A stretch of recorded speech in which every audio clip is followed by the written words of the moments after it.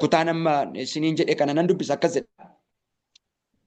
Lakkoofsa 20 irraa kaaseen dubbisa akkas jedha. Namni adduma addaan waamicha Waaqayyo itti isa waame keessatti haafu. Waaqayyo yommuu isa waame garbummaa jala turte. Kun sin dhibiin. Birmadummaa argachuu yoo dandeesse immoo caalaatti itti jabaadhu. Namni garbummaatti utuu jiru waamicha gooftaa argate goofticha biratti inni birmaduudha. Akkasumas namni birmadummaatti utuu jiru waamame inni Kiristoosiif garbicha. Waaqayyo gatiidhaan isin bitate. Kanaafis garba namootaa hin ta'inaa. Egaa obboloota ko, namni adduma addaan waamicha itti waamame keessatti hafee Waaqayyo wajjiniin haa jiraatu.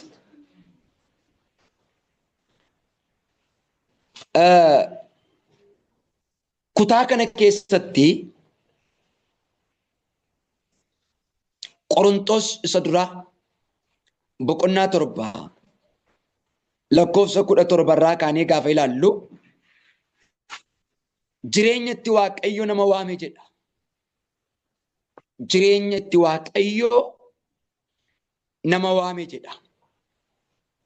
Angaruu wantan dubbadhu birmaduu bahu ishee jettu irratti dubbadha. Mata duree birmaduu bahu.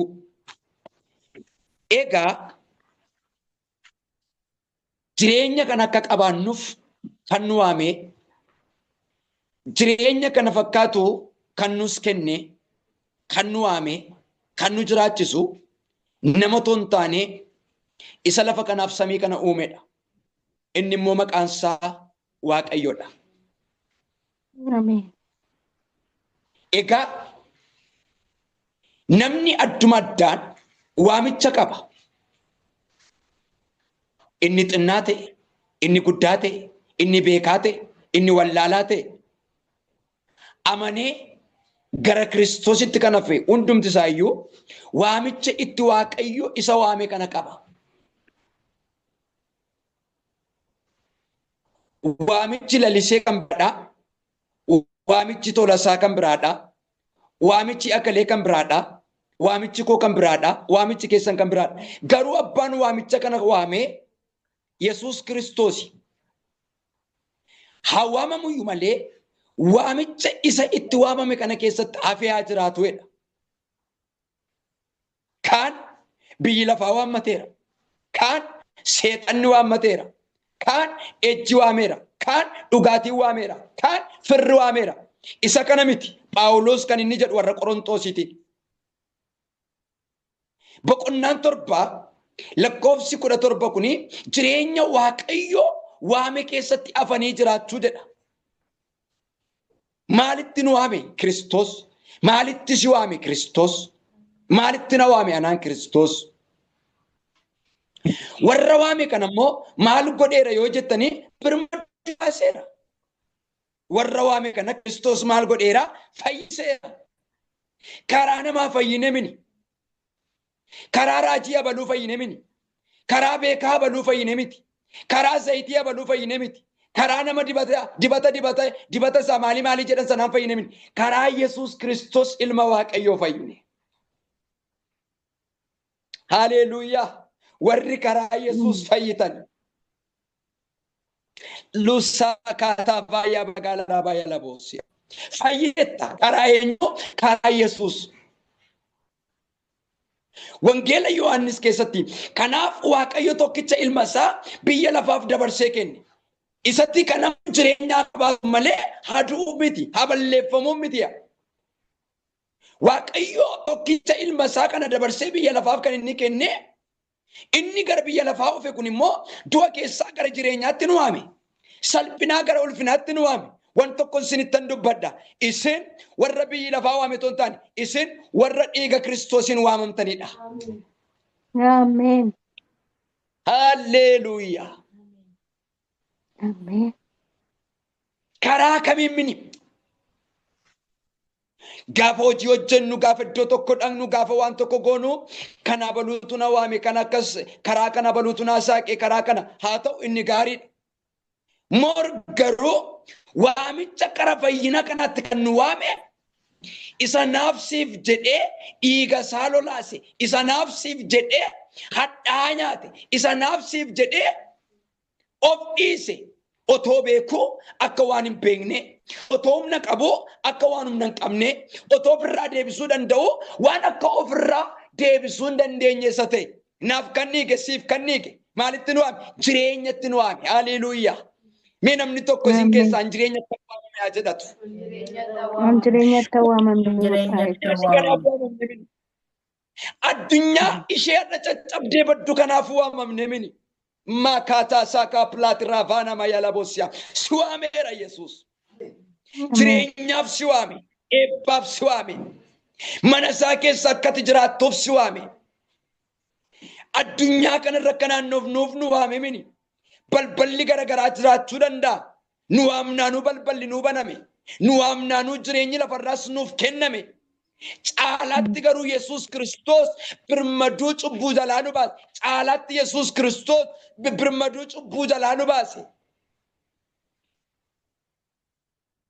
Jireenya isa Kiristoos nu waame sana keessatti manni keenya, dhalli keenya, gaa'illi keenya, barnoonni keenya, tajaajilli keenya, haleluuyaa, isa eenyu keessatti nu waame? Isa Kiristoos keessatti nu waame. Isa namni keessatti nu waame mini. Namatu nu waame yoo ta'e hin galla. Gaafa namni nyaara nutti guuru hin galla. Gaafa namni isa kaleessa hoodhu nuun jedhu sana gaafa nurraa dhaabu hin galla. Akkasumini jireenya isa kan bara baraa. Jireenya yeroo darbee torban lamaan darbee tajaajiluuf ture. Mata duree kan biraan qabadhee ture. Har'as garuu abboo jireenya kaleessa walitti dubbannee sagalee kanatu laphee koorra deebi'a.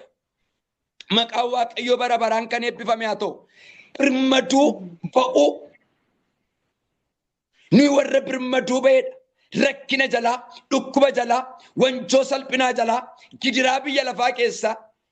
Dhukkuba nuyi har'a tarii waan garagaraa jiraachuu dandeessi. Keesiin garagaraa jiraachuu danda'a. Mataa dhukkubbii haa ta'u, dugdaa haa ta'u, garaa ciniinnaa haa ta'u, maalii haa ta'u, waa garagaraa ta'uu danda'a. No, isa kana miti.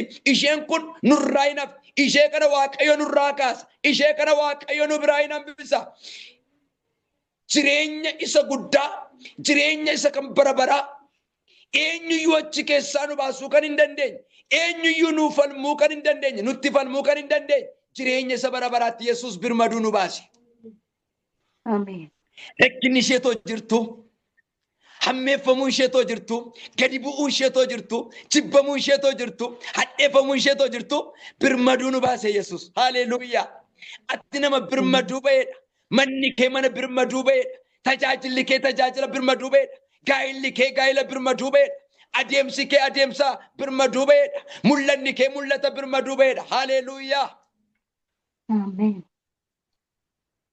Namni adduma addaan waamicha Waaqayyo itti isa waame keessatti haa hafu. Isa kan biyya lafaa mini waamicha isa waame keessatti namni haa hafuudha. Waaqayyo yommuu lakkoofsa 21 akkas jedha. Waaqayyo yommuu si waame garbummaa jala turte.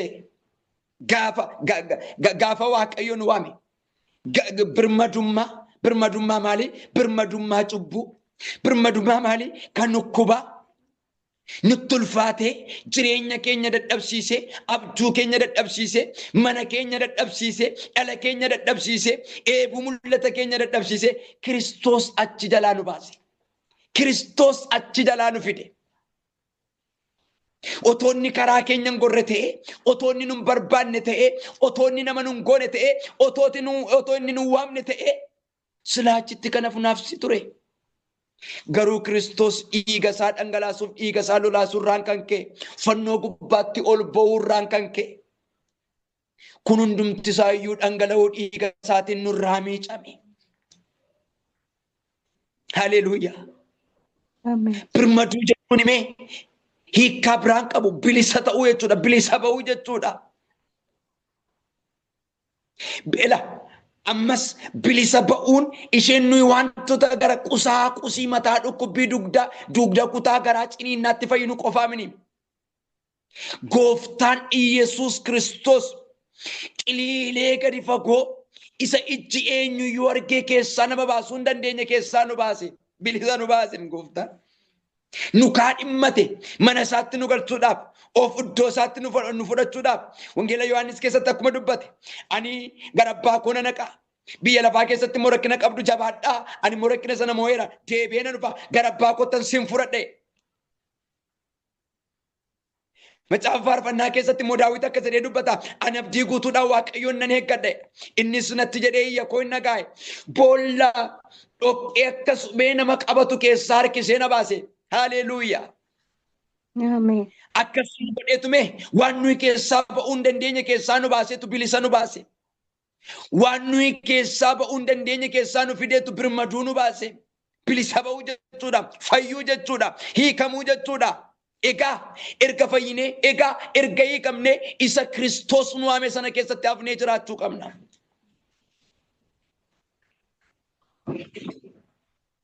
Dur yaada backgroundii keenya gaafa ilaallu maal fakkaata? Eessaan nu fide Waaqayyo? Baay'een keessan seenaa tokko qabaachuu dandeessu.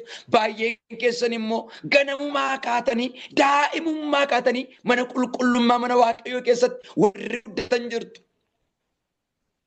Kaan immoo gooftaan isinii ibse. Dukkana isuma Daawitii dhoqqee nama qabatu keessaa harkisee na fide isa jedhu. Laaqii isa akkasiitu nu qabate miti. Waan gadi fagoo keessaatti gooftaan si fide biyya fagoo keessaa mandara fagoo keessaa dukkana keessaa gara ifaatti si fide gooftaan. Hafni haa jiraannu achi keessatti. Hafni haa jiraannu erga birmaduu baane. Birmadummaa argachuu yoo dandeesse immoo caalaatti itti jabaadhu ilaala. Birmadummaa argachuu erga dandeessee caalaatti itti jabaadhu. Kadhanni keenya kaleessaa, barsiisni keenya kaleessaa, lallabni keenya kaleessaa, faarfannaan keenya kaleessaa, halleeluyaan keenya kaleessaa iddooma sana dhaabbachuun qabu caalaamatti waamamne irra ka'a. Halleeluyaa dabaluu qaba, guddachuu qaba. Ijji nu keessaa, mul'anni nu keessaa, ayyaanni nu keessaa. Halleluyaa. Amen. Caalaamatti itti jabaadhuedha. Harka keessa mirgaa kaasaatii caalaattan jabaadha gooftaan gargaariidha. Caalaattan jabaadha gooftaan. Yaa yoo furri Waaqayyo nama gargaare malee pileetii gaadoodha baadhaa boodadhiya. Innoo warra Waaqayyoon gargaara. Innoo warra Waaqayyoo dhuguma guutuu isaan taasisa. Caalaatti itti jabaadhuedha. Isin namoota waamamedha. Isin namoota bilisa ba'edha. Isin namoota birmaduu ba'edha. Qabxoota lamaan kun dubbadha. Birmaduu ba'uu Yesuus maaliif akka inni nu waame? Qabxii lamaan tokko qabxii sadan tokkoon dubbadha. Yeroo koo gabaabsee gooftaan nu gargaara. Haa ta'uuti garuu caalaatti itti jabaachuun nurra jiraata. Warroonni faarfannaa qabdan faarfannaan keetti caaluu qaba. Warroonni lallaba qabdan lallabni keetti jabaachuu qaba. Warroonni jilbeeffannaa qabdan ilaala Waaqayyo waamicha garagaraatti nu waameera. Inni kaan hin raaja, inni kaan hin barsiisa, inni kaan hin gorsa, inni kaan immoo horii isaatiin waa hojjeta, inni kaan immoo beekumsa Waaqayyo isaaf kenneen hojii hojjeta. Waamicha kun garuu isa itti Waaqayyo nu waame, isa Waaqayyo keessa keenya kaa'e sanatti jabaachuutu nurra jiraata. Kaleessa daqiiqaa 10 kadhanna yoo ta'e guddisuu qabna. Kaleessa faarfannaa tokko faarfannaa yoo ta'e itti nuu dabalamuu qaba. Sodaacha halleluyaa jenna yoo ta'e al tokko egaa hin beeku namoonni tokko jiru yeroo baay'ee gubaa'ee tajaajila waan ta'eef halleluyaa jechuun illee qaana'u guutanii halleluyaa hin jedhani. Itti caaluu qabna gooftaan sinaa gargaaru jamaa. Isatti waamamne sana nulla yaasisu ka ela anamma tajaajilaadha saboota baay'ee yeroo baay'ee nan tajaajila halleluyaa sodaachaa yoo guutanii jedhu halleluuyaa jedhani guutanii irraa cabsaa arrabni isaanii hin guutu waa tokko isinitti hima itti waamamteetta isa itti waamamte sanatti hafuurri waaqayyo galgala kana si haa jabeessu. Ameen. Halleluuyaa halleluuyaa itti jabaadhaa jedha. Ila waa si keessa jira. Faarfannaan tokko si keessa jira. Waan ija qabu tokko si keessa jira. Gorsaa ta'u, lallabaa ta'u, dadhabaa jabeessuu haa ta'u, rakkataa gargaaruu haa ta'u, barsiisaa ta'u, afaan haaraa haa ta'u, namaaf oo'uu haa ta'u, waamichadha, kennaadha. Sanatti jabaachuu qabda. Isa kaleessaarra caalaa, isa bara darbeerra caalaa, isa waggaa darbeerra caalaa. Haleluuyaa. Waan tokkoon siniin kadhadha galgala kana. Hafuurri waaqayyo waaqa jiraataa sinaa jabeessu. Ameen. Waaqayyo gooftaan machaa sinaa gargaaru yee. Itti Ameen. jabaadhaa jedha. Shaakallisa kan biyya lafaa mini, shaakallisa kan sassatummaa mini, shaakallisa waan irraa argamee barbadu kana mini. Isa kan waaqayyo, isa waaqayyo ganamatti si waame. Waa tokko isinitti hima akka nama waa baatirii bobeessutti waa si keessaa boba'aa jira. Itti caaluu qaba. Barsiisni sun itti caaluu qaba. Lallabni sun itti caaluu qaba. Kadhanni sun itti caaluu qaba. Lissaaneen sun itti caaluu qaba. Yoo sitti tole toluudhaa yoo baate, yoo guute hir'ate, yoo bareede yoo fokkise, yoo lolli sitti baay'ate, inni si keessa jiru itti caaluu qaba. Hafuurri isaa yeroo kanaa kaasee sinaa gargaaru. Ameen. Itti jabaadhaa jedha. Birmaduu ba'u. Erga gooftaan birmaduu nu baase, erga gooftaan wanjoo rakkinaa nurraa kaase, erga gooftaan wanjoo salphinaa nurraa kaase, erga gooftaan du'a nurra dabarse, erga waaqayyo gadi qabamuu nurra dabarse, itti jabaanna. Isa inni itti nu waame sanatti. Mana qabda, dhaala qabda, jireenya qabda, eebba qabda. Mana kee keessa rakkinatu jira miti. Mana kee keessa dhiphinatu jira miti. Mana kee keessa gadadoo jira miti. Jireenya keerra jireenya isa gooftaa gooftaan jennetu jira miti. Isa gooftaa gooftaa jedhutu jira sirra. Ameen. Bahee mul'achuu qaba. Waa tokko isinitti hima waan isaan beeku akka nama baatirii bobeessu. Haleluuyaa. Akka nama baatirii bobeessu ifti kun ammayyuu maqaa Yesuusin itti haa caalu.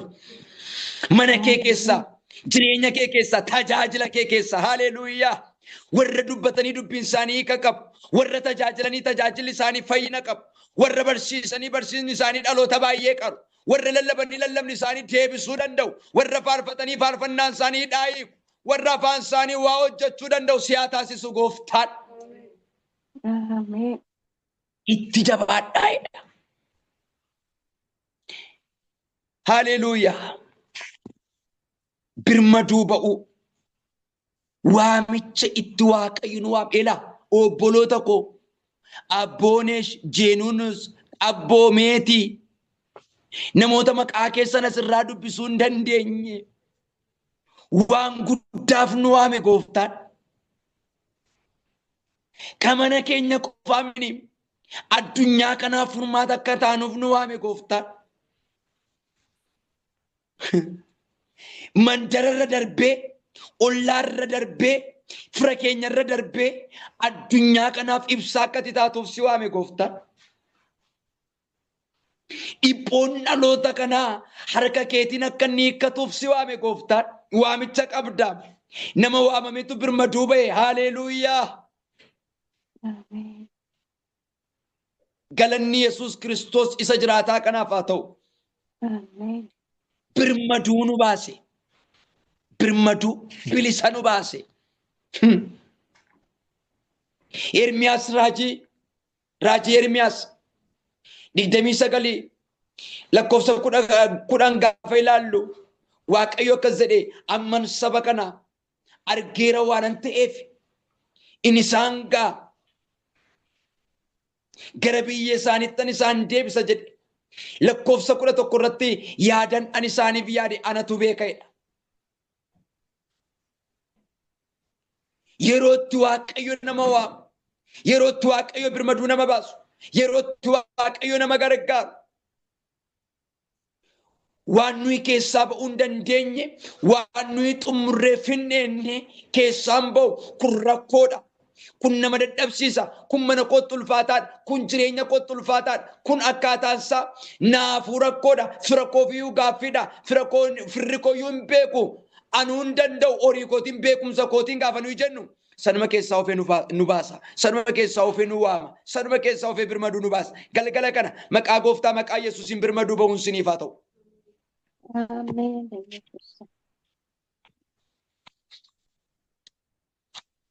Galanni Waaqayyoo Waaqa jiraataaf haa ta'u. Yesuus maaliif nu waame? Yesuus egaa itti jabaadhaa erga nuun jedhee erga nu waame waan itti waamamtee qabda waan ta'eef, waan itti maqaan kee waamame qabda waan ta'eef Yesuus maaliif nu waame? Tokko boqonnaa nuu kennuuf nu waame Yesuus. Nu dhibbisuuf miti. Nu beelessuuf miti. Nu rakkisuuf miti. Boqonnaa nuu kennuudhaaf nu waame.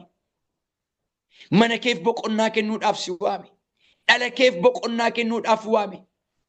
Si mataa kee kanaaf boqonnaa sii kennuudhaaf si waame.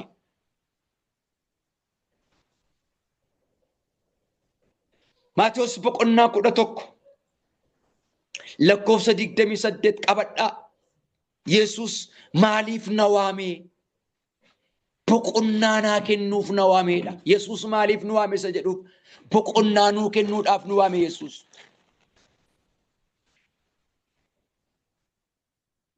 Galanni Waaqayyo Waaqa jiraataa kanaatiif haa ta'u. Boqonnaa nuu kennuudhaaf nu waame. Jireenya keenyaaf, mana keenyaaf, bultoo keenyaaf boqonnaadhaaf waame Waaqayyo. Nu salphisuudhaaf nu waame miti. Karaatti nu dhiisuudhaaf nu waame miti Waaqayyo. Boqonnaa guddaa kennuudhaaf nu waame.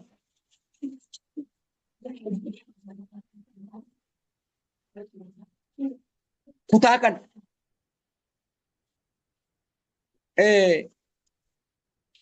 Maatiyos boqonnaa 11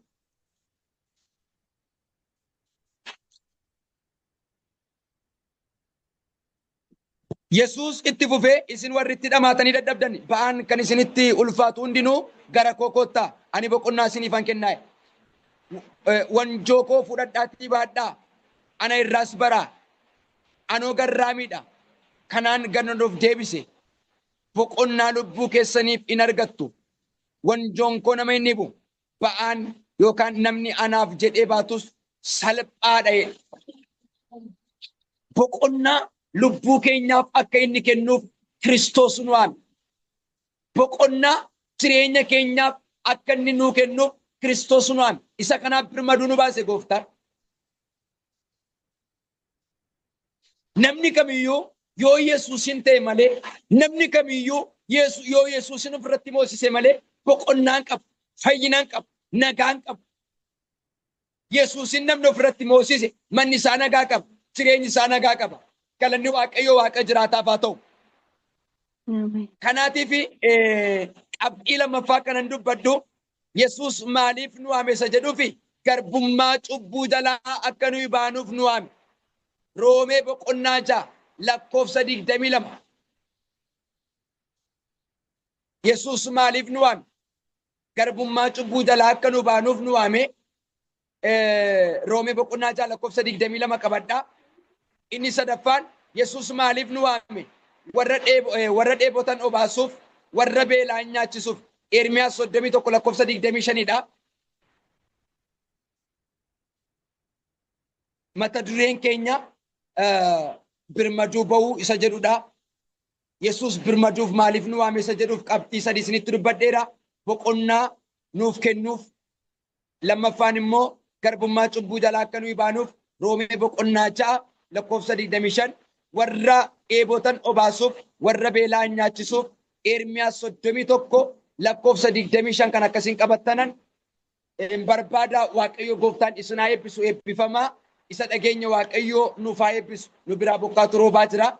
Dhiifamaa. Gooftaan koo isin haa eebbisu. Eebbifamaa. Waasinnaan jettanis hin dhaga'u waan ta'eef kanaaf hanga baabsee isiniin jechuu barbaadeetanii gooftaan koos naa eebbisu.